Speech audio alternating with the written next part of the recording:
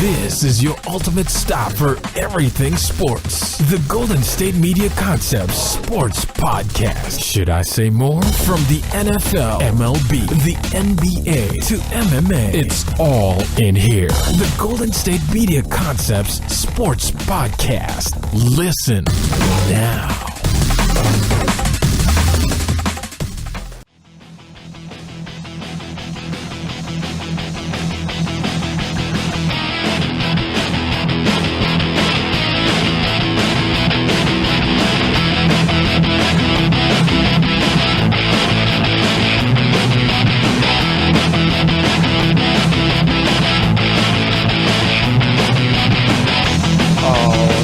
And welcome to the GSMC Sports Podcast. This episode is brought to you by the GSMC Podcast Network. And as always, I am your host, Jesse Tapia.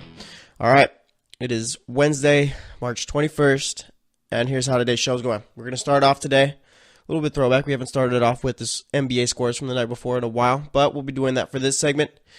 Next up, we'll be talking about my favorite free agency moves so far in this NFL offseason. Going to talk about a couple of them.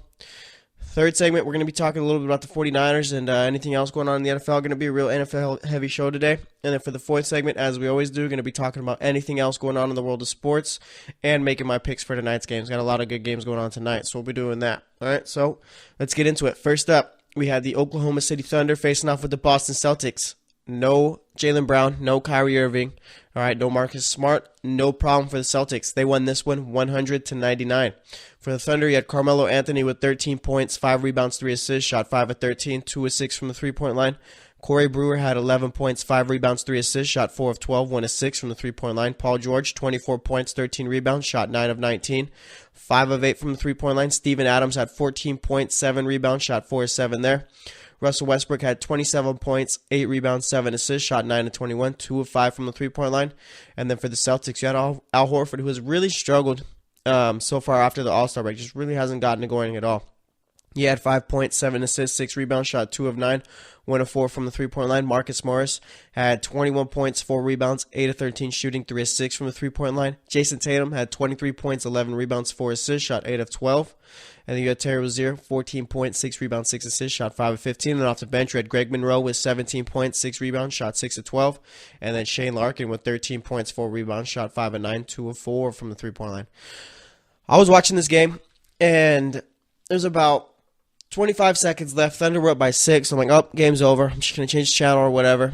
And then usually I get an update on my phone when the game's over, and I never got the update. So see, maybe, I don't know. I'm going to check back. I think the Thunder and Trailblazers game started in a few minutes anyway, so I go back, and you got Boston Celtics players celebrating all over, like not all over the place, but pretty much celebrating. I'm like, wait, what happened? What just happened? The Thunder were winning by 6 or 5 with like 22 seconds left, and I figured they'd win. And turns out, all right, the Thunder missed 3 out of their 4 free throws to the end of the game. Melo has a chance to ice the game. They're up by, well, not ice the game, but chance to put them up by 3. All right, they're up by 2. Melo hits the first one, misses the second one, and then Boston gets it down. They inbounded on their side of the court where they got to shoot. You get it into Jason Tatum. He drives in, looks like he's going to lose the ball, dishes it out to Marcus Morris. Marcus Morris pump fakes, moves over once, and then hits the shot. And then boom, Celtics are up 100-99. It was just, I don't know how you mess this up if you're the Thunder, honestly. This is a real bad loss for that team, too. All right, it's a good win for Boston since they're out without Kyrie and Jaylen Brown, but this is more so about the Thunder than it is about the Celtics. I mean, this is a real bad loss. You have to beat teams like this if you want to be taken seriously, especially heading into the playoffs. I mean, you got guys like Carmelo Anthony, who, you know what? I think I talked about it before, but Carmelo Anthony he's just not. I don't know. I saw a tweet yesterday saying, "Is Carmelo Anthony the worst good player of all time?" All right. And obviously the context there is, I mean, Carmelo Anthony, we've always known that he's a good player. I don't know, will we consider him a great player in his NBA career? I think, yeah, all right, fine. I think it was like worst good or worst great. But either way, let's say he's a great player, all right? But what exactly has Carmelo Anthony accomplished? Like, what exactly has he done what has he done, honestly, in the NBA? And I know people, he won gold medals. That's cool. I could have won a gold medal on that team too, all right? Those teams were all loaded. They would have won a gold medal with or without Carmelo Anthony. So there's that. But either way, in the NBA, what has he ever done, really? All right, played with a few good Nuggets teams. They never made it out the first round. I don't think. Like Carmelo Anthony is basically, he's just a player who's had a nice NBA career, who's going to find himself into the Hall of Fame. And it's kind of, I don't know, it's kind of odd. Like Carmelo Anthony was a great scorer and all that, but I mean, just never really accomplished anything. I think he's got like one scoring title, I believe. Got a bunch of All-Star appearances, a couple of first, second team, All NBA teams. Other than that, I mean, he's never done anything as far as team accomplishments. All right, like we've never actually Carmelo Anthony. He's made out the first round before. I think when he beat the Celtics when he was with the Knicks. But either way, I mean, Melo is just, I don't know. It's just a weird player. That's not a primary player. It's not a player you start your team with. All right, Melo's a piece that you add to help complete the team. But I don't know. Just Melo as a player has just been kind of weird. Kind of feel like he could have did more, but just hasn't. But either way, like I said, bad loss for the Thunder. Should have pulled this one out. And Thunder were struggling the entire game. Celtics were just outplaying them and playing a whole lot harder. All right, but either way, Celtics won. And like I said, Jason Tatum, he had 23 points, 11 rebounds. Honestly, I look forward to watching the Celtics when Kyrie's not playing because of the fact that Jason Tatum, he's going to take more shots. And Jason Tatum looks very good when he's the primary option on this Celtics team. And I'm not saying get rid of Kyrie or anything like that, but I do have a little idea that maybe Boston should sit Kyrie for the rest of the season and pretty much just hold him out till next season to come back with Hayward. I mean, because Kyrie's been dealing with his knee soreness, and I mean, he's going to be dealing with it for the playoffs, and there's no point in risking him injuring himself once again because of it. I say shut him down. They're probably not going to shut him down either unless he needs like surgery or something like that, which he's going to be getting in the offseason, I believe. But anyway, I say shut him down. And the Celtics team, they show that they can compete. They can get out the first round. I think they can beat a team like the Bucks or the Heat. And then you'd have to play a team like the Cavs where, yeah, you'll probably end up losing to the Cavs without Kyrie. But either way, you'll still have a pretty good series, I still think. Actually, nah, I don't know. I think Cleveland actually would probably beat them in 5 games, 6 games at the very most. But either way, I say shut down Kyrie. All right, let Jason Tatum develop a little bit more as the number one guy while he's out. And you have Jaylen Brown, Al Horford, and all those guys still out there. But we'll see about that. As for the next game, we had the Toronto Raptors facing off with the Orlando Magic, and Toronto won this one 93-86. For Toronto, you had Serge Ibaka with 13 points, 6 rebounds, shot 5 of 11. Jonas Valanciunas had 9 points, 8 rebounds, shot 4 of 8. Kyle Lowry, he had 25 points, 8 assists, 5 rebounds, shot 9 of 17, 7 of 13 from the three-point line. No DeMar DeRozan in this one, was out with a left thigh contusion. All right, you had CJ Miles with only 3 points, shot 1 of 9 off the bench. Wasn't a great night for him. Norman Powell had 10 points, shot 4 of 7, 2 of 4 from the three-point line. You had Darrell Wright with 10 points, 5 rebounds, 4 assists, shot 3 of 6 from the field. Yeah, and then for the Magic, you had Aaron Gordon with 16 points, 6 rebounds, shot 7 of 15, 2 of 8 from the three-point line. Jonathan Isaac had 10 points, 5 rebounds, shot 4 of 7. Nikolai Vucevic with 15 points, 9 rebounds, shot 7 of 19, 1 of 2 from the three-point line. DJ Augustine had 9 points, 10 assists, shot 4 of 9 from the field. Aaron Aflalo, I've not seen his name with his Magic team all season, I feel, but either way, he got the start in this one. 2 points, 1 rebound, 1 assist in 23 minutes, shot 1 of 4. And then off the bench, you had Shelvin Mack with 17 points, 4 assists, 7 of 16 shooting, 3 of 6 from the three-point line. All right, nice little win for the Toronto Raptors. Did well to win without DeMar DeRozan. They have a big game going on tonight against the Cavs. The Cavs are actually favored in that one. All right, I'm not going to make my pick right now because we usually do it for the fourth segment. But either way, I mean, Cavs being favored against. I guess if DeMar DeRozan isn't playing, then I understand that. Now it makes more sense. I forgot the fact that DeMar DeRozan probably isn't playing tonight. But either way, I mean, it's going to be a nice little. If Toronto loses this game against the Cavs, you're going to see everyone running around saying, oh, maybe the Cavs are the best team in the East now. Or maybe Toronto just doesn't have it yet. I would guarantee it. Those are going to be some storylines coming out. All right, it's not going to be like a big story or anything like that, but there's going to be people talking about it like that. As for the next game, we had the LA Clippers facing off with the Minnesota Timberwolves, and Minnesota won this one, 123-109. For the Clippers, you had Tobias Harris with 10 points, 6 rebounds, shot 5 of 16. DeAndre Jordan had 18 points, 12 rebounds, shot 9 of 11. Austin Rivers, poor shooting night from him, 4 of 14 from the field, 2 of 5 from the three-point line, 11 points, 1 rebound, 1 assist. All right, Montrezl Harrell had 9 points, 5 rebounds, shot 3 of 9. Lou Williams had 15 points, 5 assists, shot 4 of 11. You got Sean Kilpatrick with 15 points, 2 rebounds, shot 5 of 10, 3 of 6 from the three-point line. For the Timberwolves, you had Taj Gibson with 15 points, 8 rebounds, shot 6 of 8. Andrew Wiggins had 27 points, 3 rebounds, shot 9 of 16, 4 of 5 from the three-point line. Probably the best night he's had shooting the three ball this year. Karl Anthony Towns had 30 points, 10 rebounds, shot 10 of 19, 3 of 7 from the three-point line. Jeff Teague, 20 points, 12 assists, 4 rebounds, shot 8 of 13, 1 of 2 from the three-point line. And then off the bench, you had Derrick Rose, 7 minutes played, 4-6 from the field, 9 points. Pretty efficient night there. You had Jamal Crawford with 20 points, 2 rebounds, shot 7 of 13, 2 of 7 from the three-point line. This was really a game the Clippers needed to pull out here. All right, they could afford to lose because obviously it's still pretty close. But I mean, with the Minnesota, let me double check the standings right now in the West so I'll make my point pretty clearly here. All right, I think right now Minnesota should be the 8th seed or at least the 7th seed. All right, Minnesota's literally yesterday the Jazz were in the 5th spot and now they're back in the 8th spot. This is ridiculous. But either way, Minnesota now in the 7th spot and the Clippers are currently, I think they should be 2.5 games back of the Jazz for the 8th spot, 3 games back of the Timberwolves. All right, if you're the Clippers, you can't afford to lose ground like this. You got to be winning these games. And I understand the Timberwolves are a nice team to play against. All right, tough team to play against. But I mean, you got to figure out a way. It's not just a matter of they were the better team. No, it doesn't work out that way. You got to find a way.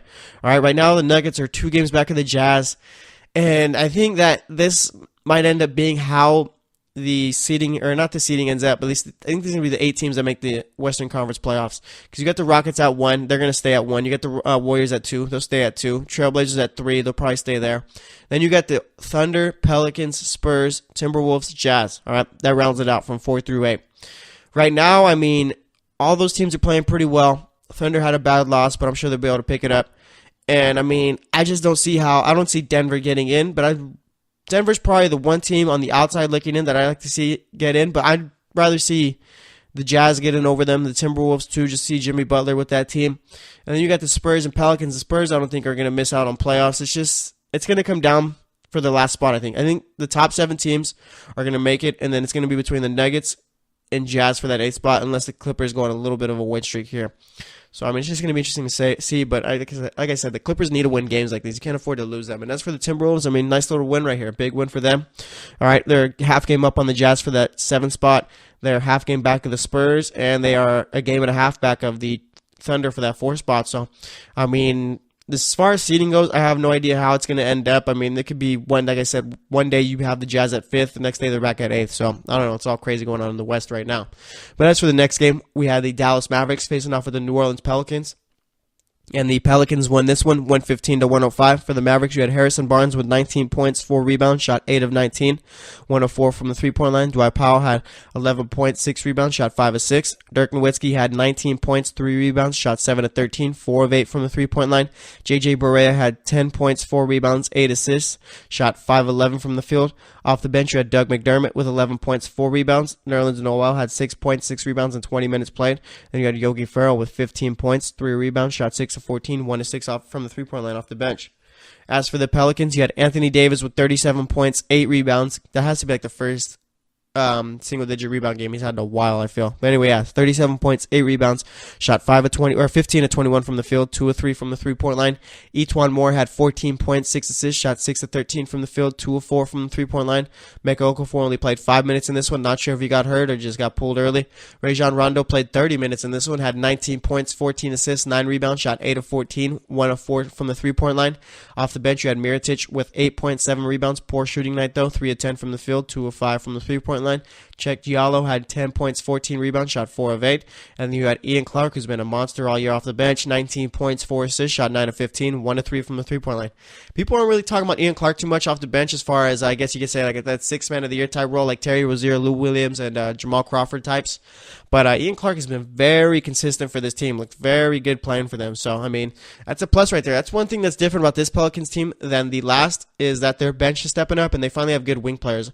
Drew Holiday missed yesterday with an illness, but you throw in a guy like Solomon Hill, he only played 11 minutes. He's not really going to make much of a difference. But like I said, now you got guys like Etuan Moore and Drew Holiday who playing for you starting. They're playing them really good. And off the bench, you got Cheick Diallo, who's a nice little big man. Nikola Mirotic, who is your 6th man. And then Ian Clark, like I said, who's been really stepping up, playing big minutes. He played 31 minutes yesterday, so that's good on them. Let's see. Should we do the next games? I think we're going to move the next games over to the next segment. Yeah, we're going to move the next games over to the next segment. All right, we still got the Atlanta Hawks game, Detroit's game, and we're going to talk about Houston's game next up. So stay tuned, and we'll be right back.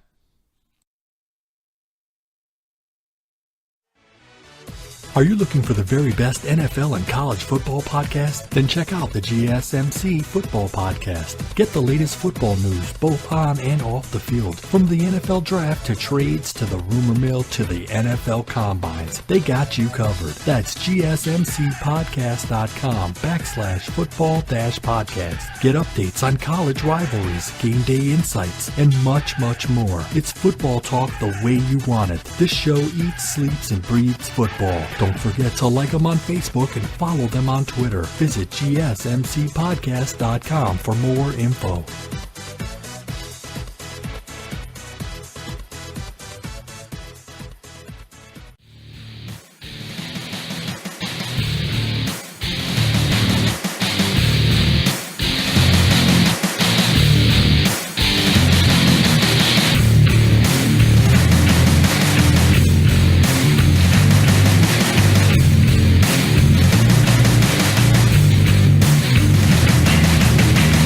All right, and welcome back to the GSMC Sports Podcast. We spent that last segment recapping most of the games from, Tuesday? Yeah, from Tuesday. Got a couple more to do right here, so let's just get right back into it. All right, we had the Atlanta Hawks facing off with the Utah Jazz. Atlanta won this one 99-94, and quite the surprise. Mike Muscala got the start on this one, had 8 points, 5 rebounds, shot 3 of 9, 2 of 5 from the three-point line. Taurean Prince, poor shooting line from him, 3 of 13 from the field, 0 of 6 from the three-point line, only 11 points, did have 3 rebounds, 2 assists. Dwayne Dedmon had 15 points, 4 assists, 15 rebounds, shot 7 of 13, 1 of 5 from the three-point line. Then you had Dennis Schroeder, monster game from him, 41 points, 7 assists, 5 rebounds, shot 16 of 28, 3 of 7 from the three-point line. Kind of like those numbers he used to have. Well, not consistently, but he used to put up big games when Atlanta was actually a good team. They had Jeff Teague and Dennis Schroeder coming off the bench a bit. But either way, big game from Schroeder there. All right. For Utah, you had Jonas Jerebko with 0 points, shot 0 of 4 from the field, 0 of 2 from the three-point line, 5 rebounds. Joe Ingles shot 4 of 11, 1 of 8 from the three-point line, 16 points, 8 rebounds, 7 assists. Rudy Gobert had 15 points, 16 rebounds, shot 7 of 10. Ricky Rubio had 23 points, 3 rebounds, 3 assists, shot 7 of 14, 3 of 7 from the three-point line. Then you had Donovan Mitchell with 24 points, 6 rebounds, 4 assists, shot 9 of 28, 1 of 10 from the three-point line. Obviously, you could see the theme for the Jazz starting 5 was none of them could shoot the ball well. All right, Ricky Rubio, Rudy Gobert did well, but Joe Ingles 1 of 8 from the three-point line. Jonas Jerebko didn't hit a shot in 13 minutes, and then Donovan Mitchell missed 19 shots. All right, not the best. And if you're Utah, you got to win games like these. All right, I understand that.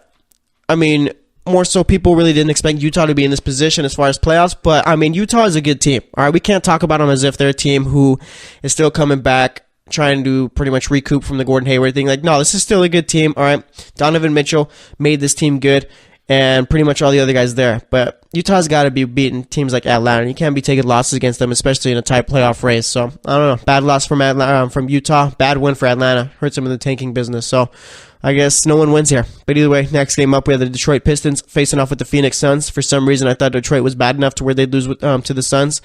I was wrong. Detroit won 115-88. For Detroit, you had Blake Griffin with 26 points, 9 rebounds, 10 assists, shot 9 of 15, 3 of 7 from the three-point line. Reggie Bullock had 12 points, shot 4 of 9, 2 of 3 from the three-point line. Stanley Johnson, poor shooting night from him. 2 of 12 from the field, 0 of 4 from the three-point line, 5 points, 6 rebounds. Andre Drummond had 10 points, 10 rebounds, shot 4 of 9. Reggie Jackson, first game back, 7 points, 2 assists, shot 3-7 in 15 minutes played. And off the bench, you had Luke Kennard with 16 points, 6 rebounds, shot 6 of 11, 3-6 from the three-point line. Ish Smith, he had 13 points, 3 rebounds, 3 assists, shot 5 of 13 there. For the Suns, you had Dragan Bender with 9 points, 6 rebounds, shot 4 of 13, 4 of 13, 1 of 8 from the three-point line. That guy is quite the bust, let me tell you. Alex Len had 19 points, 12 rebounds, shot 9 of 11. Alfred Payton, only 4 points, 5 assists, 3 rebounds, shot 2 of 6. Troy Daniels had 18 points, 3 rebounds, shot 6 of 9, 4 of 5 from the three-point line. You had Josh Jackson with 15 points, 11 rebounds, shot 6 of 19, 0 of 3 from the three-point line.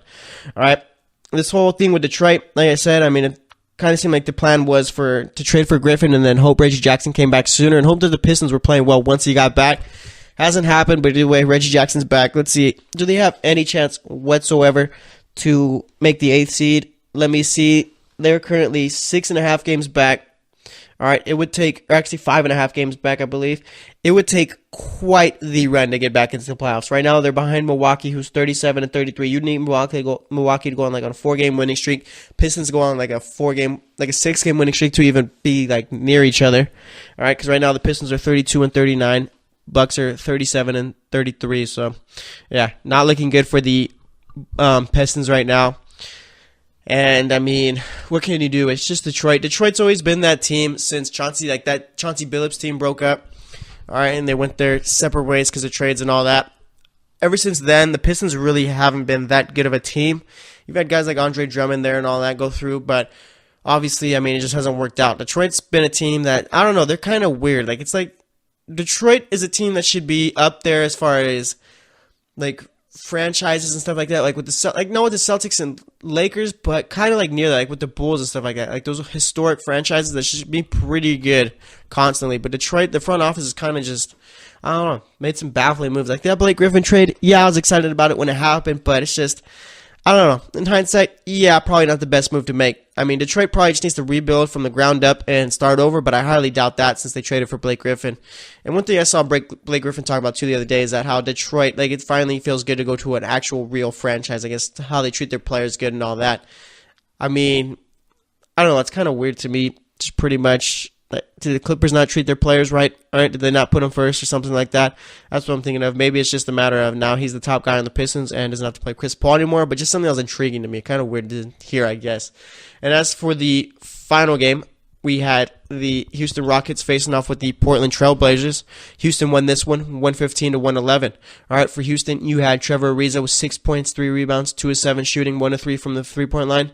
PJ Tucker had only 3 points, only took 2 shots, both from the three-point line, hit 1 of them. Clint Capella, only 3 shots, hit 2 of them, 5 points, 6 rebounds.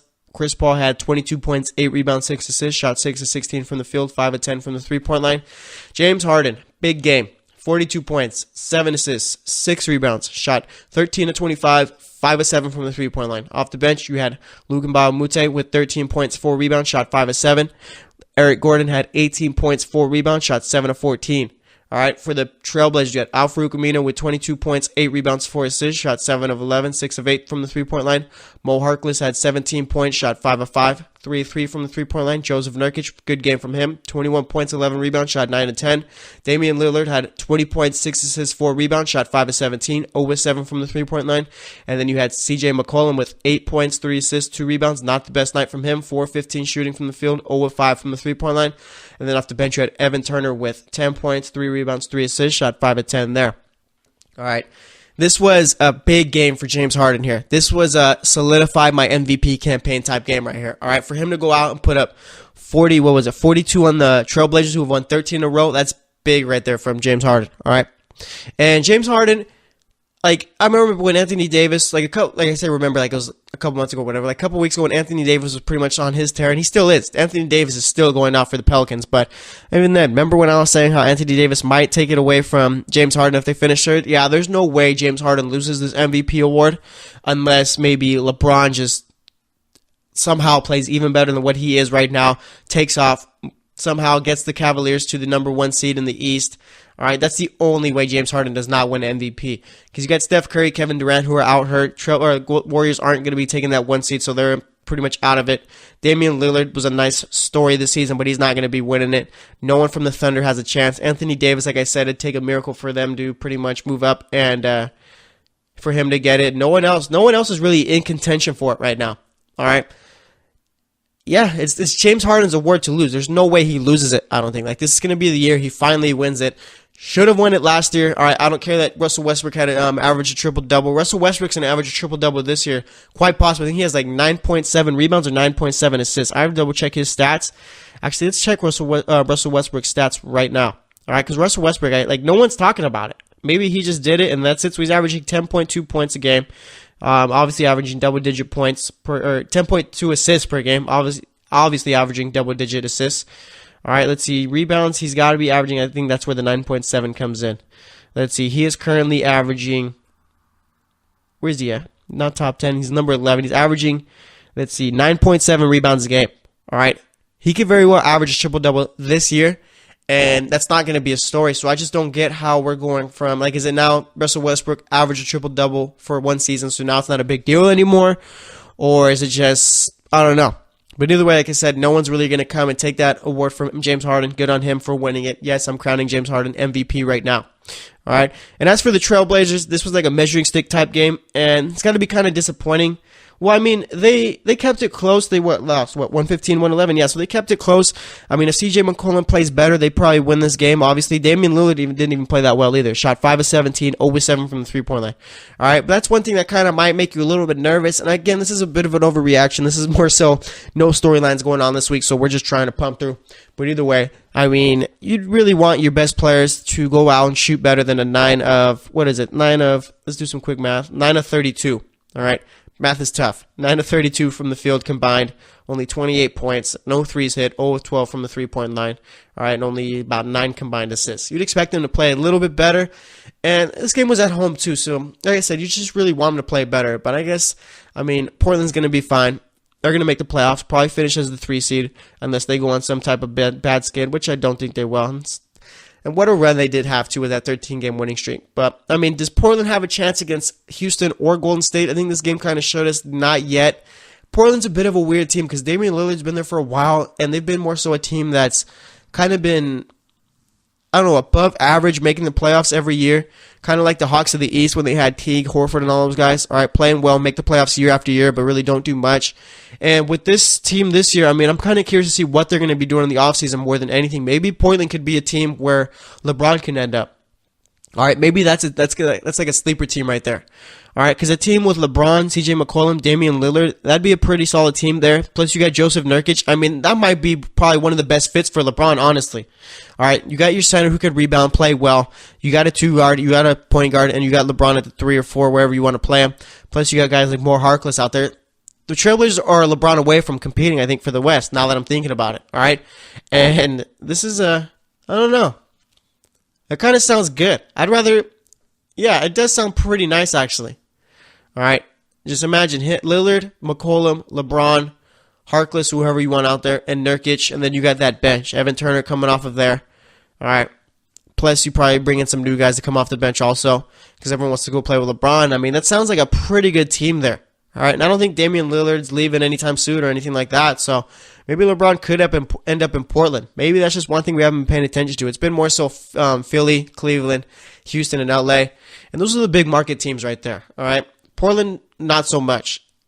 Maybe that's why no one's been talking about Portland enough. Because, I mean, LeBron has talked about if him and Damian Lillard were on the same team, Damian Lillard would be appreciated a whole lot more and play a whole lot better.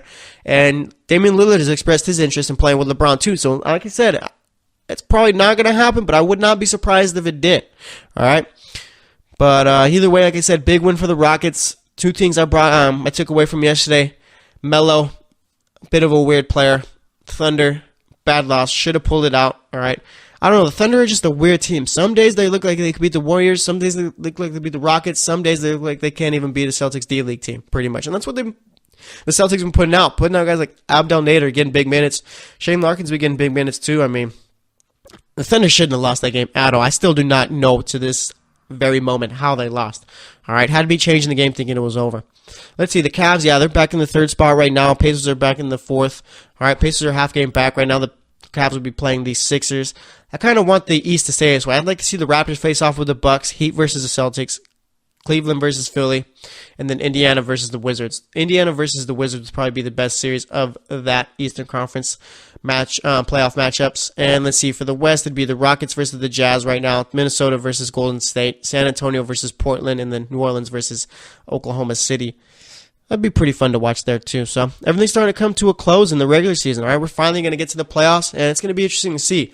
Are the Rockets going to be able to knock off the Warriors? Is Cleveland going to be able to make it back to the finals, or is Toronto finally going to get over the hump? But as for Boston, I mean, it's not looking good for them right now. Too many injuries, like I said. Maybe want to shut down Kyrie, which I don't think they will at all, but maybe that's an option you consider just because of the fact that he's been dealing with knee soreness all year. All right, whenever Kyrie misses games because of knee soreness, and you really don't want your star player, who I think Kyrie could end up with Boston for the rest of his career. I mean, it's kind of like he went from such a bad situation in Cleveland as far as playing with LeBron, and pretty much he did have his little, little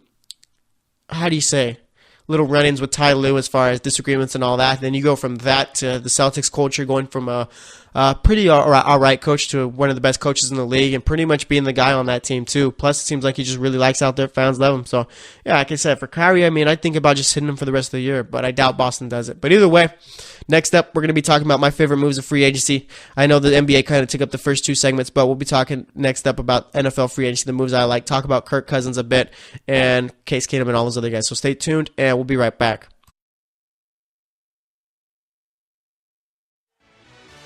Check out the show that's built on the MMA. From the UFC to extreme cage fighting, they got the fights covered. Check out the GSMC MMA podcast. Get the latest news on past or upcoming fights. Join us as we talk to and about some of the biggest names in the MMA, past, present, and future. When it's the fight game, there's just one show to check out. GSMCpodcast.com/MMA-podcast. Don't forget to like them on Facebook and follow them on Twitter. Visit GSMCpodcast.com for more info.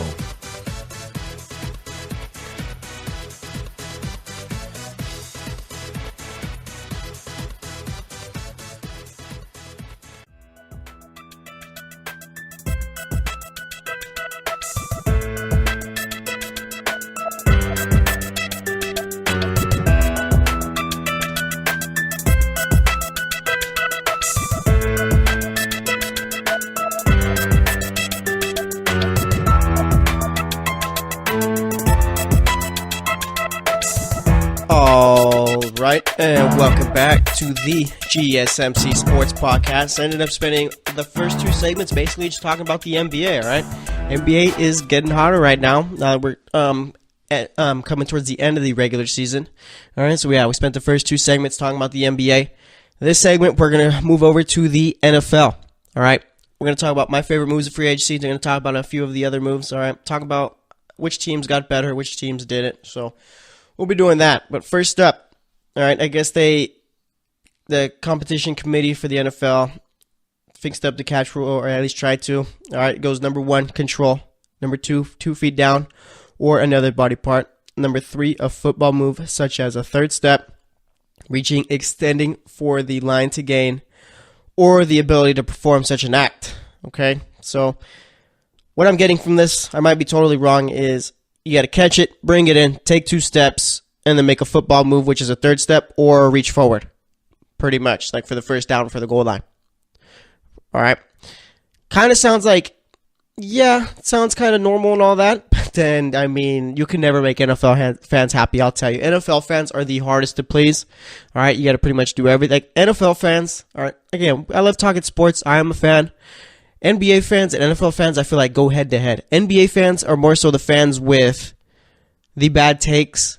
All right, just pretty much the irrational takes. All right, it's like pretty much Skip Bayless has like a bunch of minions in the NBA for the NBA fans, and all they do is just spew out hot takes constantly. NFL, it's more so you can't be pleased. They can't be pleased. All right, they pay your tickets. You got to listen to them. All right, that's NFL fans. But either way, I mean, you got people tweeting. Al Riveron, what is he? I think he's like the head of the competition committee, or he's the senior vice president of officiating. All right, he tweeted it out, the new catch rules and all that. Then you got people saying like, "What does control mean?" and all that. Pretty much just nitpicking the rule again. Like, you cannot please NFL fans whatsoever. They go and try and fix the rule, and then you got these guys out here. Oh, what about this? What about that? How does that work? I mean, they put the rule out. Obviously, from what I got, you got to bring it in. Take 2 steps and then make a football move, or have 2 feet in and then make a football move. All right, whether that be moving up with the third step, reaching out for the goal line, or the first down, or whatever. All right, it's not that hard, I feel. But either way, that's the new catch rule. Fans don't seem to be pleased too much because it's still kind of confusing. But if the refs understand it and we start getting and there's no catch controversies, then it works. So either way, there's that. But let's talk about Let's see, what are we going to talk about? Let's talk about free agency. All right, let's talk about Kirk Cousins going to the Vikings. All right, seems like Vikings fans aren't too happy about it. All right, would rather have Case Keenum so they could spend their money on the other players, and that makes sense. But the whole thing with Case Keenum, not so my problem with him, but just the whole situation about it or whatever. This season that Case Keenum had with the Vikings, the 22 touchdowns, only 7 interceptions, I think it was, 3,500 yards, and a real high quarterback rating, got him to the NFC Championship. The thing about that season is it's an outlier. All right, if you put that season with all of his other ones, and granted, I mean, yeah, he was then a starter for 16 games for those other seasons, but nonetheless, he got opportunities and got starts.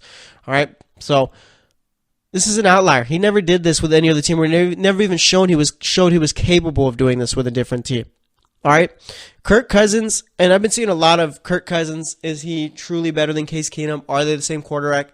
And I kind of feel like I started that right before Kirk Cousins signed with Minnesota. I kind of feel like I started that conversation. I'm not going to take too much credit for it, but either way, I mean, the thing with Kirk Cousins, Case Keenum, yes, they're pretty similar as far as quarterbacks go, as far as these seasons that they just had, but the difference is Kirk Cousins has been doing this for about 4 or 5 years, all right, putting up numbers like that. Case Keenum just did it for when? All right, we're not even sure if Case Keenum is going to be a good quarterback for Denver. We have no clue. Okay, because of the fact that he goes to a real great system in Minnesota, all right, plays under Pat Shurmur, the offensive coordinator, plays extremely well. Now he's going back to a different team. How do we know that Case Keenum is going to go out and light it up like he did in Minnesota? You don't. Simply put, you just don't. All right, Kirk Cousins did what Case Keenum did this past season with less. All right, Kirk Cousins has been doing what Case Keenum did this past season with less for 4 or 5 years. All right, it's time I think we start putting some respect on Kirk Cousins' name because of the fact that, and I don't know, Kirk Cousins is is the weirdest quarterback out there. All right, because you want to think like, yeah, he's a really good quarterback, but you don't think he's worth what he got. And it's just weird to see how this is all played out. All right, like I say, I mean, it came from San Francisco saying that, or it reported out that San Francisco was willing to make him the highest paid quarterback of all time, and that just stuck with Kirk Cousins. People are like, oh, San Francisco wants to pay him that much money? How about we pay him that much money? All right? And I don't know, with Kirk Cousins, though, I do think Minnesota are Super Bowl contenders. All right? And just because of the fact that, I mean, Kirk Cousins, like I said, has been doing what Case Keenum did last season with less talent. Just imagine what he could do with Adam Thielen and Stephon Diggs, Dalvin Cook, Latavius Murray out there, and a Kyle Rudolph. All right, he finally has a tight end who, once he steps on the field, you don't have to worry about is he going to last more than 5 minutes on the field before getting hurt. Kyle Rudolph is a very durable player and a very good player at that position. All right, Adam Thielen, Stephon Diggs. Stephon Diggs, I feel, is just one breakout season away from becoming a top 10 receiver. Adam Thielen very well could have played himself into that top 10 receiver conversation this season if you looked at what he did. All right, Dalvin Cook blew out his knee last season early on, but was looking good before that. If he could come back and pretty much play at the same level he was at, that's going to be a top running back in the league. He was that good. And you got Latavius Murray, who's a nice little backup there. You could split time with him. And then the defense, I mean, that's a top 10 defense or top 5 defense already. All right, this is the best team Kirk Cousins has ever played with in the NFL, and there's no doubt about that. All right, better than anything he's had over there. So, I mean, with Kirk Cousins, this does make Minnesota Super Bowl contenders just because of the fact, like I said, if he's already doing what Keenum is doing with less talent, just imagine what we could do with even better talent at every position, all right, across the board. Even the coaching staff is better. So, I mean, I really like what the Vikings are doing there. And as far as the Broncos and Case Keenum, I mean, they gave him a 2-year deal. I think it's like, what, $10-15 million guaranteed. But John Elway really needs to get this one right. All right, if John Elway doesn't get this right, then I don't know. You can't even say he's in trouble because he's John Elway. I feel like the dude's got full-on immunity with that team. All right, no matter what he does, he's not getting fired. All right, you go out and win a team 2 Super Bowls. You get that little soundbite. This one's for John. All right, you're set for life with Denver. Okay, and I mean the dude's been terrible as far as picking quarterbacks, and this was a bold move going out and get Case Keenum because of the fact that I stated earlier. You're not really sure how well he's going to play. You're not sure if he's going to be able to thrive in your system. All right? You need to put the best possible players around Case Keenum in order for him to succeed. All right? Because quarterbacks in the league, I feel, it's a matter of either they're not ready yet or they don't have any opportunity to succeed. All right? I think, honestly, all right, this is going out on a bit of a limb. Every quarterback that comes into the league, all right, if they fail, and the Jamarcus Russells and the Ryan Leafs, those are all outliers because of the fact that they had off-the-field issues. But the guys who don't have off-the-field issues and pretty much show like, they're just not ready, they need time to develop. Kind of like the A.J. McCarrons. All right, Matt Leinart was a guy who, if he didn't get injured, maybe could have did a little bit better. He needed just time to develop. All right, all those quarterbacks, I feel, are guys who, if you developed them enough, would play well. And I guess that's kind of what Case Keenum is here. All right. and you got to put a good team around him. We're going to see if Case Keenum, it's just a matter of he needed to develop some more or whatever for those first few years when he was with the Rams and Texans. And then once he got that starting job with the Vikings and an opportunity to show what he could do, he succeeded. All right. Maybe it's just he just needs time to develop, and he is a good quarterback now, like a late bloomer type. All right. So we'll see about that. But I mean, if Case Keenum does play well for Denver, then Denver's a potential playoff team. They're only a Super Bowl contender if that defense returns to the form that they used to be at. All right, so it's going to be interesting to see there. Sam Bradford, that's another quarterback move I like. I've never really, Sam Bradford, I like as a quarterback, but I just don't like how much he's been getting paid. But I think I've come to the realization that $20 million for a starting quarterback is the minimum of what you pay. All right. I mean, Blake Bortles is making around 19, 18 mil. Bradford's making 20. I think Tannehill yearly average before he took a pay cut was like 19 mil, I think it is. So yeah, pretty much for the bare minimum for a starting quarterback is that. All right, because now you got guys like Jimmy G making 35.5 a year, I think, or something like that. All right, it's outrageous for quarterbacks, and I think that the NFL eventually is going to start turning into guaranteed deals. All right. But that's one thing, too. I mean, you can't give everyone a guaranteed deal because there's not enough money to go around for a guaranteed deal. So I guess the top players need to get one. I'm really curious to see what Aaron Rodgers gets for his deal, too, his extension with the Packers. I mean, it's got to be an outrageous, enormous amount of money he's going to be getting. He's got to be getting way more than what Kirk Cousins is getting guaranteed. All right, 'cause Aaron Rodgers at 34. I mean, that's one thing, too, with Aaron Rodgers. All right, he sat the first 5 years of his career in Green Bay, and, I mean, just came out and became one of the most talented quarterbacks of all time. Literally one of the most talented quarterbacks of all time. There's no disputing it, all right? The way he throws off the run, he can scramble out, all right? His arm, pocket presence, everything. Aaron Rodgers has everything. He's basically the LeBron James of the NFL, all right? LeBron James can do everything, and that's one thing, too. No one really regards Aaron Rodgers as a top quarterback all time, all right? Maybe he needs, if Aaron Rodgers were to win another Super Bowl, say he wins a Super Bowl this year, all right? Is Aaron Rodgers a top 5 quarterback all time? Honestly, I'd like to think so. All right, because yeah, his stats probably aren't out there yet, and that's not his fault. Mainly because, like I said, he sat the first 5 years of his career. And Aaron Rodgers, I mean, if you had to tell me, okay, you have your choice of who you think's gonna do it. All right, Tom Brady playing until he's 45 or Aaron Rodgers? I'd say it's Aaron Rodgers. Aaron Rodgers looks like he's not barely, but he's like in the midst of his prime. All right, he's 34 years old. Doesn't look like he's slowing down at all. I think Eli Manning and him got to be the same age, somewhere around there. I got to double check Eli Manning's age. Actually, that's going to be something we do right here. Because, I mean, the difference from Eli Manning to Aaron Rodgers is night and day. Let's see. Yeah, Eli's got to be around 35. He's 37. So Eli Manning's 3 years older than Aaron Rodgers. And I didn't realize Eli Manning was that old.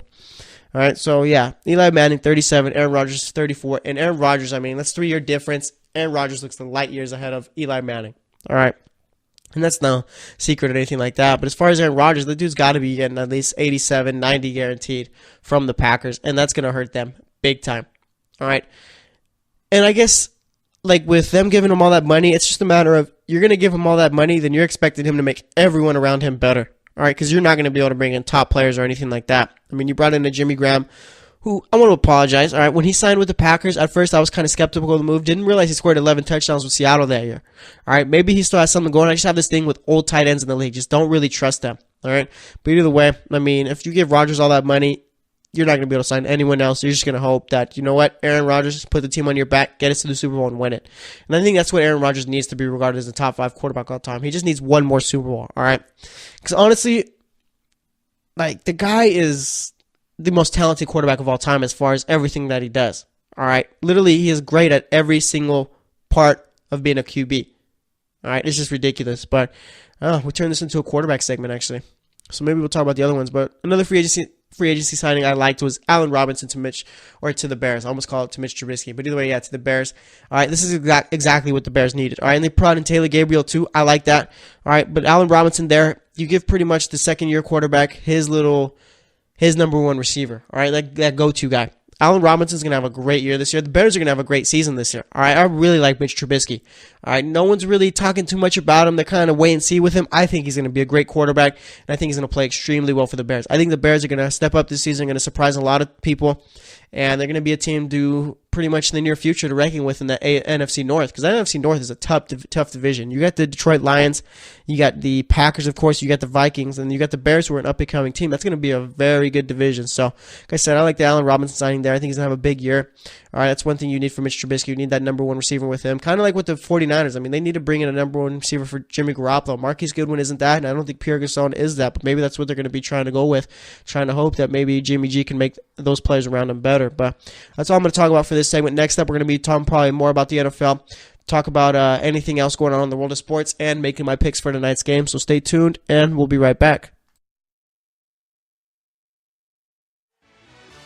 Are you looking for help for your fantasy football team? Check out the GSMC Fantasy Football Podcast. Get today's best advice on who to start, who to sit, even who you should draft. From sleeper picks to red-hot lineups, they got it all covered for you. That's gsmcpodcast.com/fantasy-football-podcast. We'll cover traditional leagues, dynasty, PPR, even IDP leagues. When you need fantasy help, there's just one show to hit up. Don't forget to like them on Facebook and follow them on Twitter. Visit gsmcpodcast.com for more info.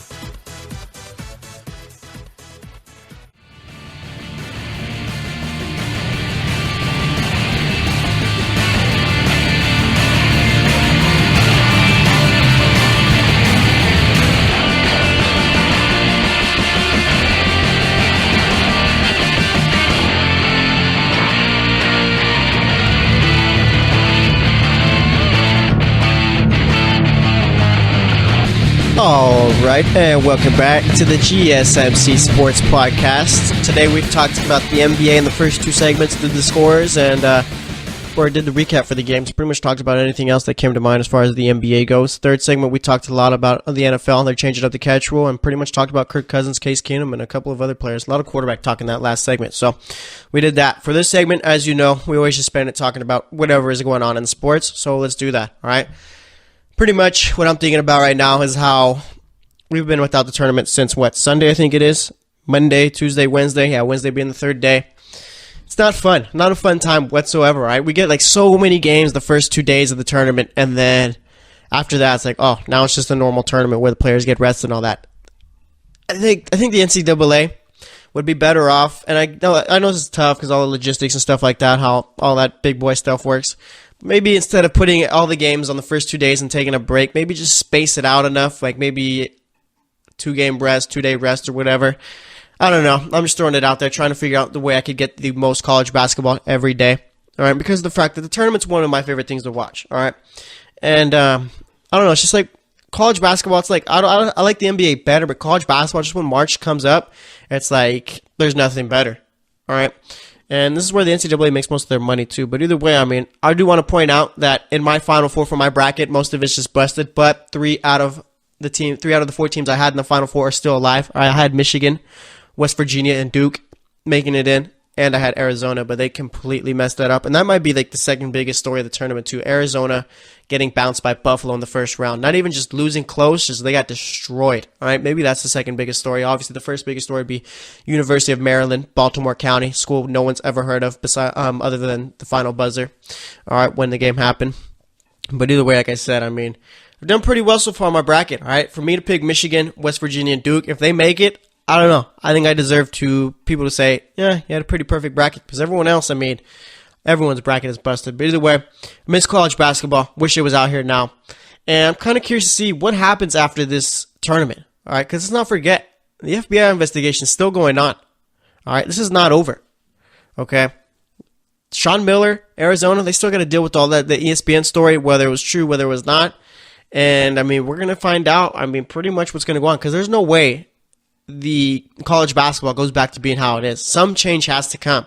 All right, this tournament's been kind of like a distraction from it. No one's really been talking about it. Like up until the couple days before, that was a story, the FBI investigation. So now we had the tournament coming up. It's kind of like a peace period. But after that, I mean, we had to go back to talking about it. It's got to be something that we bring up because of the fact that we can't let this slip away. We can't let the NCAA pretty much get off scot-free. All right, and the NCAA, I mean, they've been making money off of everyone since the beginning of time, I feel. It's probably the worst sports organization compared to the NFL. I mean, I just do not like the NCAA whatsoever. All right, if they would have allowed players to get paid, we would have had NCAA football still. All right, one of the best games of all time. But no, all right, NCAA said no, they can't get paid. But either way, I mean, we got games going on tomorrow. We got Loyola Chicago versus Nevada at 4 o'clock. We got Texas A&M versus Michigan at 4:30, 4:40 technically. All right, we got Kansas State versus Kentucky at 6:37, and then Florida State versus Gonzaga at 7:07. I don't understand these game times. Like, why at 4:07? Why at 4:37? Why at 6:37? Why at 7:07? That doesn't make sense to me. Usually it's just 4:30 or somewhere like that, like 4 o'clock or 4:30, like times like that. But either way, NCAA is pretty weird. So there's that. Let's see what else we got going on in the world of sports right now. All right, let's see. Oh, yeah. Deion Sanders and safety from the Titans, is it Byard or Bird? I think it's Kevin Bird. All right, it's Byard. Byard? Either way, all right. They got into a little Twitter exchange. Deion Sanders looked pretty bad. All right, because I think it was Deion Sanders who tweeted out that Tyrann Mathieu was the top safety in the NFL.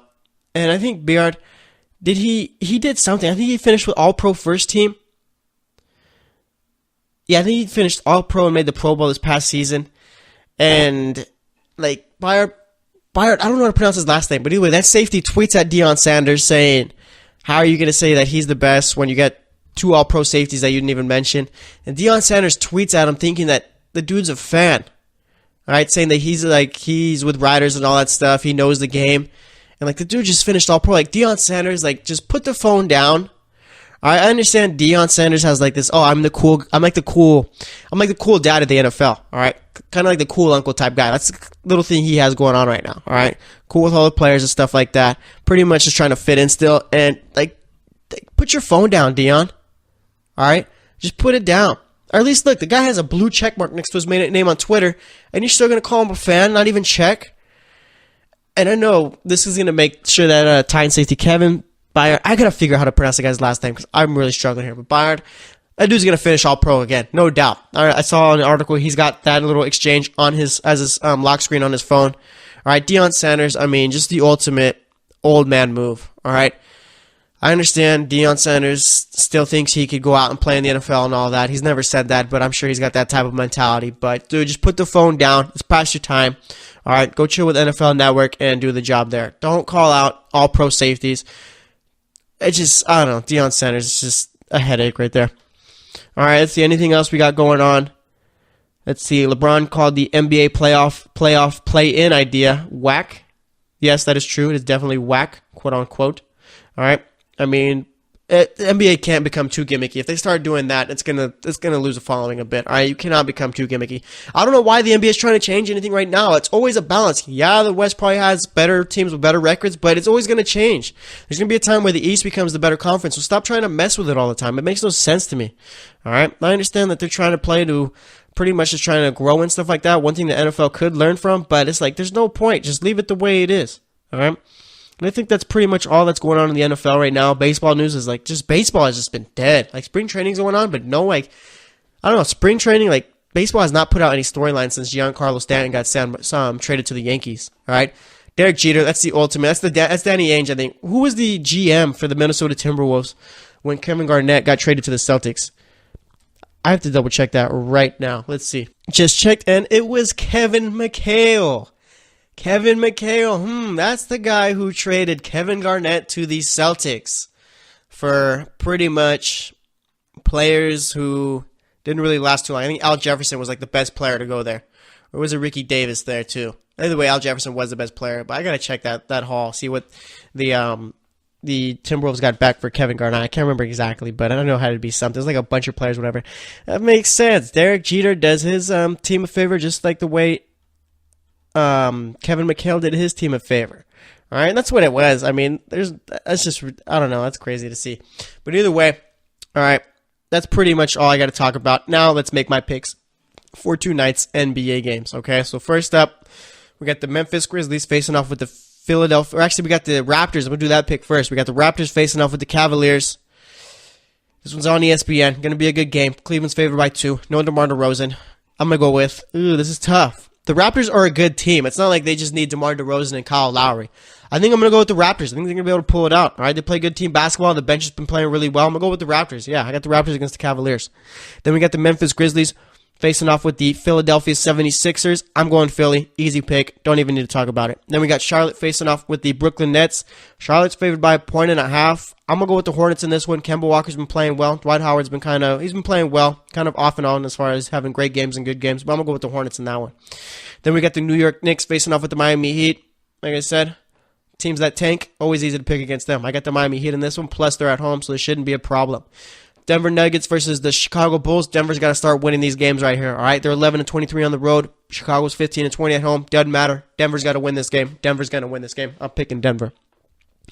Then we got the LA Clippers facing off with the Milwaukee Bucks. Doesn't look good for the Clippers right here. Bucks are 22-14 at home, 37-33. Clippers are also 37-33, 17-18 on the road. But I'm going to go with the fighting Giannis Antetokounmpos. All right, I think the Bucks are going to be able to pull this one out. Clippers are hitting I think they're hitting a skid at the worst possible time they could.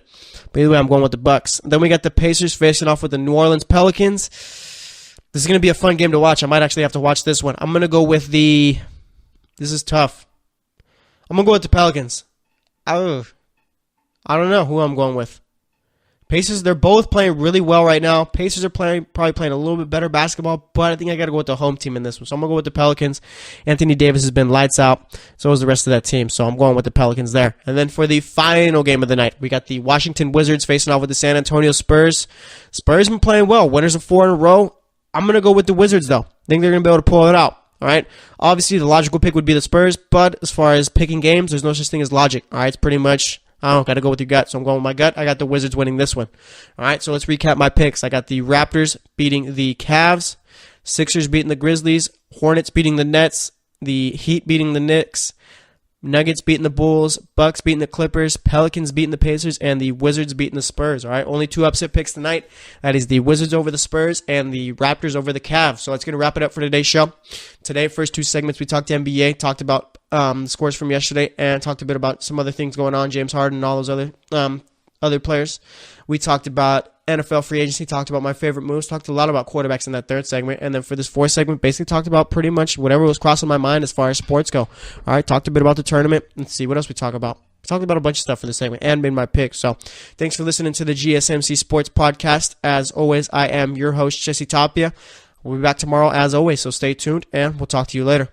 You've been listening to the Golden State Media Concepts Sports Podcast, part of the Golden State Media Concepts Podcast Network. You can find this show and others like it at www.gsmcpodcast.com. Download our podcast on iTunes, Stitcher, SoundCloud, and Google Play. Just type in GSMC to find all the shows from the Golden State Media Concepts Podcast Network, from movies to music, from sports to entertainment, and even weird news. You can also follow us on Twitter and on Facebook. Thank you, and we hope you have enjoyed today's program.